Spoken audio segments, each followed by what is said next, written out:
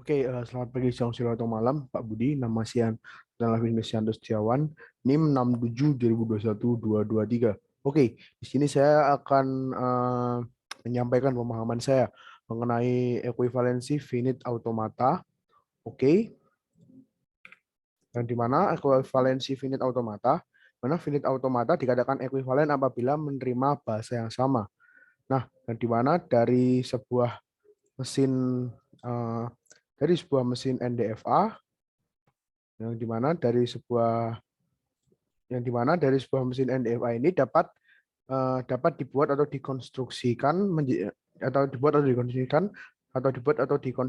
dikonstruksikan mesin DFA yang ekuivalen atau yang dimana itu mampu atau dapat menerima bahasa yang sama. Jadi dari sebuah mesin NDFA dapat dibuat mesin DFA yang ekuivalen, yaitu yang dimana dikatakan ekuivalen apabila mampu menerima bahasa yang sama. Jadi finite automata dikatakan ekuivalen apabila menerima bahasa yang sama. Oke, lalu ini untuk definisi dari finite automata ya, untuk yang mungkin untuk penjabarannya yang dimana finite state automata ini ya ber, berhingga state ya. Selanjutnya disebut sebagai FSA, yaitu model matematika dari suatu sistem yang menerima input dan output discrete. FSA merupakan mesin automata dari bahasa reguler. Ya, itu barusan untuk yang finite state automata juga ya, untuk pelengkapnya. Lalu konstruksi dari DFA yang dimana konstruksi DFA dari NDFA. Oke, yang dimana konstruksi DFA dari NDFA ini, suatu NDFA adalah sistem yang terdiri dari yang dimana key sebagai himpunan state, lalu sigma sigma sebagai abjad, himpunan simbol input atau masukan, lalu uh,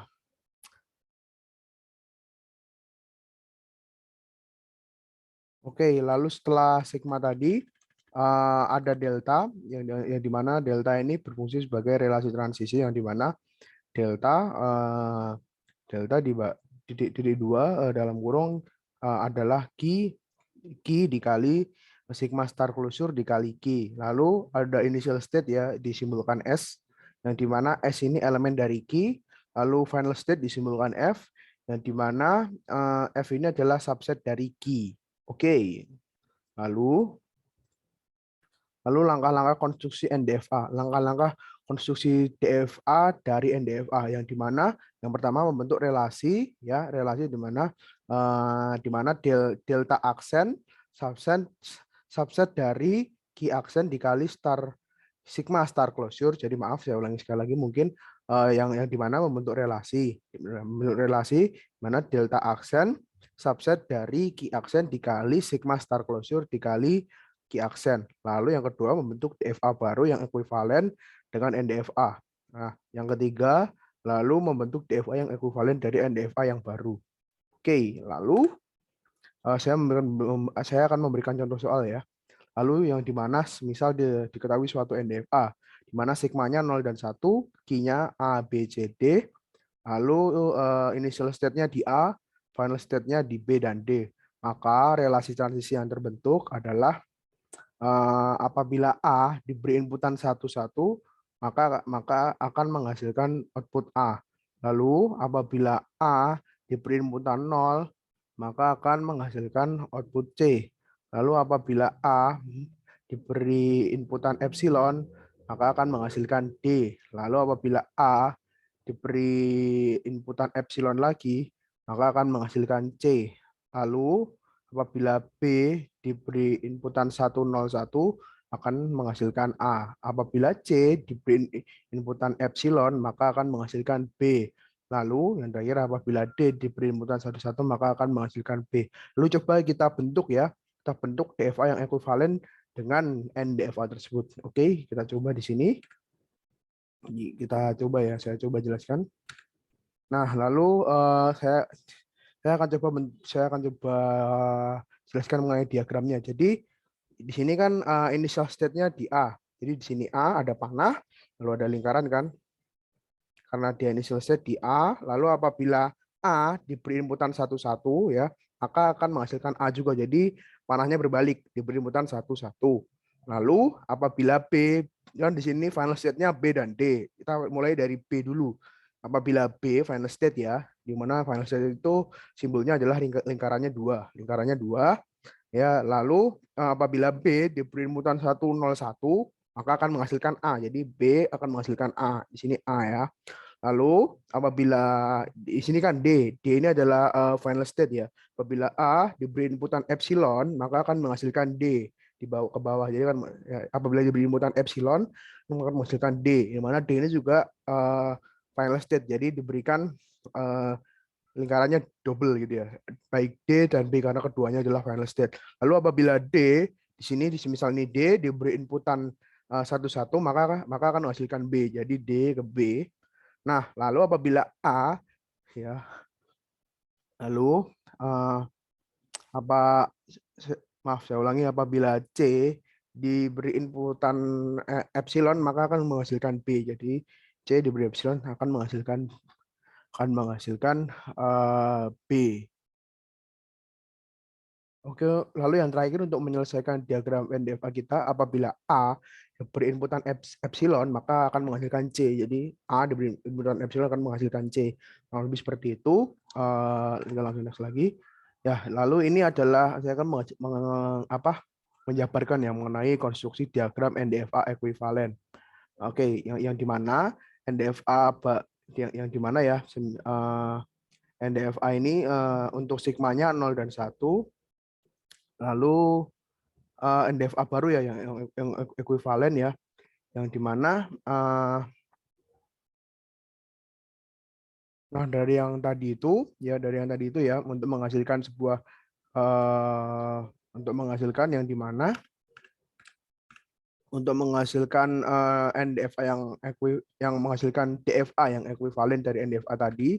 Setelah tadi saya menjabarkan diagramnya yang dimana kita akan mengkonstruksi NDFA itu tadi ya, konstruksi diagram NDFA ekuivalen ya, agar sampai terbentuk DFA yang ekuivalen dari NDFA kita tadi.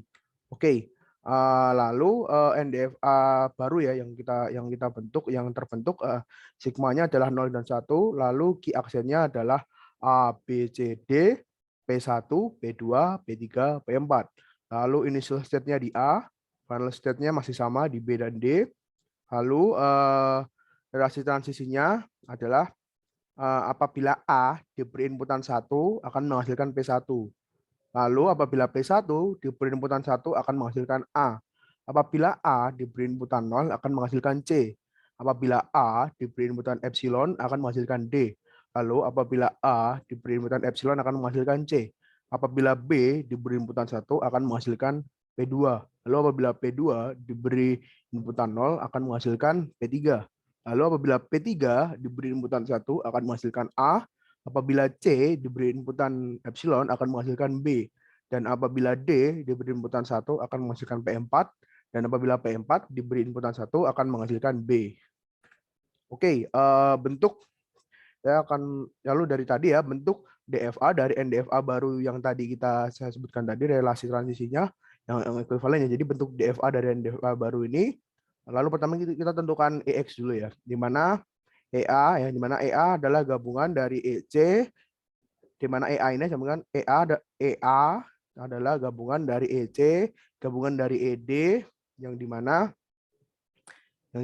ABCD ya adalah gabungan dari BC dan gabungan dari D. Lalu dengan ABCD dan terakhirnya adalah ABCT. Terakhirnya adalah dari EA ini adalah ABCD. Hasil akhirnya ya EA sama dengan ABCD. Lalu EP sama dengan B, EC sama dengan BC, ED sama dengan D, EP1 sama dengan P1, EP2 sama dengan P2, EP3 sama dengan P3, EP4 sama dengan P4. Lalu kita menentukan fungsi transisinya, yang dimana transisi dari ABCD ya, ABCD ya, apabila diberi inputan 0 ya maka akan menghasilkan EC sama dengan BC. Lalu apabila ABCD ya, transisi dari ABCD diberi inputan 1 maka akan menghasilkan EP2 gabungan dari EP2 gabungan dari EP4 ya, atau sama dengan P1 kali P2 kali P4. Lalu apabila transisi dari BC diberi inputan 0, maka sama dengan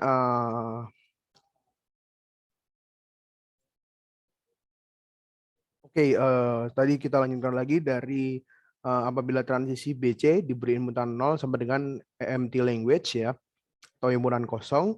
Lalu apabila transisi dari BC apabila diberi inputan 1 akan menghasilkan sama dengan E P2 sama dengan P2. Lalu apabila transisi dari P2 diberi inputan 0 akan menghasilkan P3. Akan menghasilkan E P3 sama dengan P3. Lalu apabila transisi dari P2 apabila diberi inputan 1, maka akan menghasilkan empty language lagi. Lalu apabila transisi dari P3 diberi inputan 0 ya, akan menghasilkan empty language. Lalu apabila transisi dari P3 diberi inputan 1 akan menghasilkan E sama dengan A atau sama dengan ABCD ya. Jadi tadi kita sudah menentukan E ya, di mana EA ini ada sama dengan ABCD. Lalu apabila transisi dari P1, P2, P4 apabila diberi inputan 0, maka akan menghasilkan E P3 sama dengan P3. Lalu transisi dari P1, P2, P4 apabila diberi inputan 1 akan menghasilkan EA gabungan dari EB sama dengan ABCD gabungan dari B sama dengan ABCD. Lalu transisi dari empty language apabila diberi inputan 0 akan menghasilkan empty language lagi. Dan apabila transisi dari empty language diberi inputan 1 akan menghasilkan empty language juga. Oke, jadi kita sudah menentukan fungsi transisi. Lalu di sini adalah kita lanjutkan lagi di mana ES sama dengan EA sama dengan ABCD. Tadi kita sudah mencari EX dulu ya. Kita sudah mencari di mana EA tadi ketemu ES ya. Jadi di mana sama dengan EA ya. EA tadi kita ketemu ABCD. Lalu di sini apabila sigmanya 01 lalu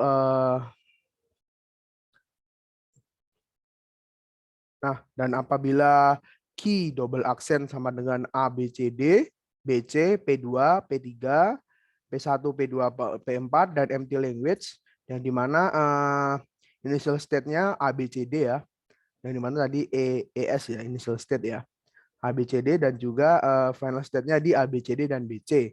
Maka relasi transisi yang terbentuk di mana delta double accent, relasi transisi yang terbentuk dengan ABCD apabila diberi inputan 0 akan menghasilkan BC. ABCD apabila diberi inputan 1 akan menghasilkan P1, P2, P4. Lalu BC apabila diberi inputan 0 akan menghasilkan empty language.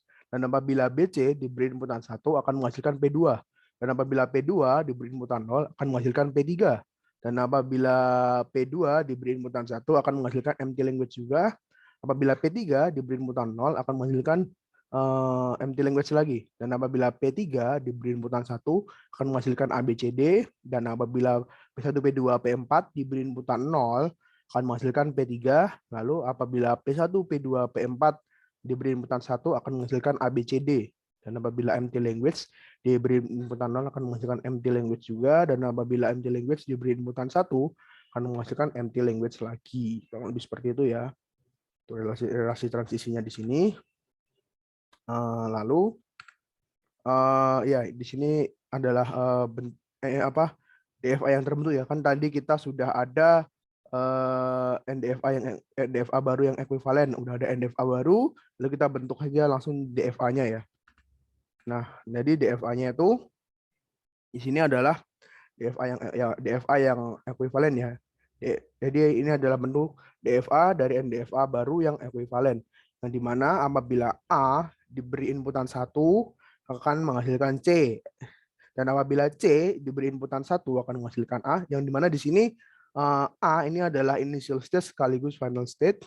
Lalu final state juga ada di B, jadi apabila A diberi inputan 0 akan menghasilkan B, apabila B diberi inputan 0 akan menghasilkan F, Dan apabila B diberi inputan 1 akan menghasilkan D, apabila D diberi inputan 1 akan menghasilkan F, apabila F ya diberi inputan 0 dan 1 akan menghasilkan F juga. Lalu D diberi inputan 1 akan menghasilkan F, D diberi inputan 0 akan menghasilkan E diberi inputan 0 akan menghasilkan F, lalu C diberi inputan 0 akan menghasilkan E. Kurang lebih itu ya. Oke, dan mungkin yang terakhir mungkin E diberi inputan 1 akan menghasilkan A. Jadi itu DFA yang terbentuk dari NDFA baru yang ekuivalen. Oke, lalu